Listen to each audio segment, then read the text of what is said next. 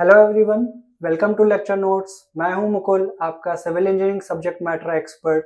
तो आज जो हम टॉपिक डिस्कस करने जा रहे हैं वो सिर्फ आपका एग्जाम पॉइंट ऑफ व्यू से ही नहीं, प्लेसमेंट के पॉइंट ऑफ व्यू से भी बहुत इंपॉर्टेंट है।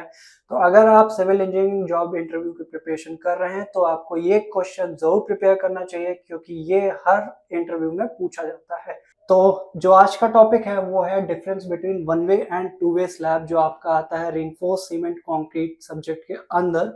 तो आइए हम इसे डिस्कस करते हैं। तो मैंने यहाँ पे सारे पॉइंट्स जो हैं उनको पेन डाउन कर दिया है, तो आइए उनको समझते हैं वन बाय वन। तो सबसे पहला जो डिफरेंस होता है वो होता है हमारा लेंथ टू विड्थ के जो रेशियो पे। अगर हमारा लेंथ का width ratio is greater than 2 है तो वो आ जाएगा वन वे स्लैब, एल्स वो आता है टू वे स्लैब में। तो एल हमेशा जो आपकी होगी वो लॉन्गर साइड होगी। कहीं कहीं पे बुक में आपको L Y by L X form में भी मिलेगा। एल वाई रिप्रेजेंट करता है आपकी हमेशा लॉन्गर साइड और एल एक्स रिप्रेजेंट करता है शॉर्टर साइड। तो पहला डिफरेंस आपका हो गया रेशियो के बेसिस पे।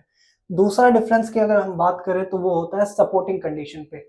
तो अगर हमारी स्लैब सिर्फ दो जगह से सपोर्टेड है, दो साइड से सपोर्टेड है, तो वो हो जाएगी वन वे स्लैब। और अगर चारों साइड से सपोर्टेड है तो वो हो जाएगी टू वे स्लैब। तो अब आ जाते हैं कि अब स्लैब तो हो गई, तो अब स्लैब के ऊपर पे अगर जो लोडिंग आएगी तो वो लोडिंग कैसे आएगी। तो वो लोडिंग आती है हमारी वन वे स्लैब में रेक्टेंगुलर लोड के शेप में, और टू वे स्लैब में आती है ट्रेपेजॉइडल और ट्रायंगुलर लोड के शेप में। जैसा कि आप इस फिगर में देख सकते हैं, ये है वन वे स्लैब। यहाँ पे जो लोडिंग आ रही है वो आ रही है रेक्टेंगुलर पैटर्न में, और यहाँ पे जो टू वे स्लैब में लोडिंग आ रही है वो है ट्रेपेजॉइडल और ये ट्रायंगुलर शेप में।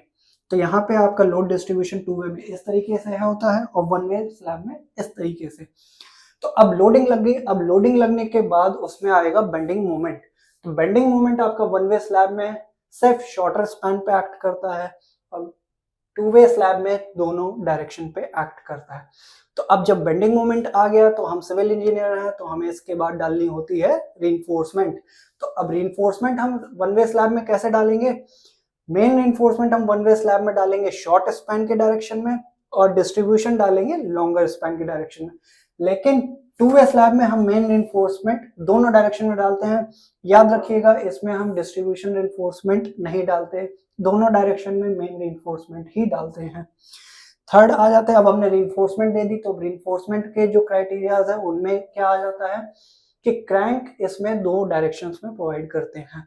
क्रैंक क्या होता है, क्रैंक को आप बेंट अप बार के नाम से भी जानते होंगे। तो क्रैंक इसमें दो डायरेक्शन में और इसमें चार की चारों डायरेक्शंस में पड़ता है। अब लोडिंग हो गई, बेंडिंग मोमेंट हो गया और रिइंफोर्समेंट हो गया। अब इसके डिफ्लेक्टेड शेप की बात कर ले, क्योंकि लोड लगेगा तो डेफिनेटली वो डिफ्लेक्ट करेगा।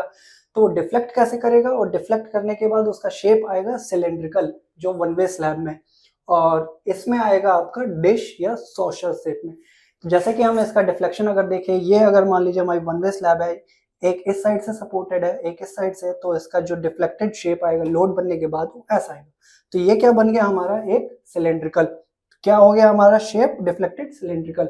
और वहीं पे अगर हमारा टू वे स्लैब है तो टू वे स्लैब हमारी चारों तरफ से सपोर्टेड होगी, और उसका जो डिफ्लेक्टेड शेप आएगा वो कुछ ऐसा आएगा, सॉर्सर टाइप, कटोरी शेप का थोड़ा सा। तो ये हो गए हमारी डिफ्लेक्टेड शेप्स की बात। अब आ जाते हैं हम इसके स्टील्स के बारे में। तो स्टील हमारा वन वे स्लैब में हम थोड़ा सा कम डालते हैं comparative to two way slabs.